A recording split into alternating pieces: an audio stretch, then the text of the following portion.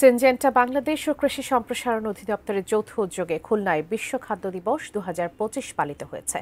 বৃহস্পতিবার সকালে হাত ধরে একসাথে উন্নত খাদ্য উন্নত ভবিষ্যতের পথে প্রতিপাদ্যকে নিয়ে খুলনা কৃষি সম্প্রসারণ অধিদপ্তরের অতিরিক্ত পরিচালকের কার্যালয়ে আলোচনা সভা ও র্যালির মধ্য দিয়ে দিবসটি পালিত হয়। খুলনা কৃষি সম্প্রসারণ অধিদপ্তরের অতিরিক্ত পরিচালক মোহাম্মদ রফিকুল ইসলামের সভাপতিত্বে অনুষ্ঠানে প্রধান অতিথি ছিলেন কৃষি সম্প্রসারণ অধিদপ্তরের পরিচালক মোহাম্মদ আব্দুর রহিম, সিনজেন্টা বাংলাদেশের কর্পোরেট অ্যাফেয়ার্স ও সাস্টেইনেবিলিটির পরিচালক মোহাম্মদ শহীদুল ইসলাম সহ অনেকেই। অনুষ্ঠানে বক্তারা কৃষকের ভূমিকা ও টেকসই কৃষি চর্চায় সিনজেন্টার অবদান তুলে ধরেন।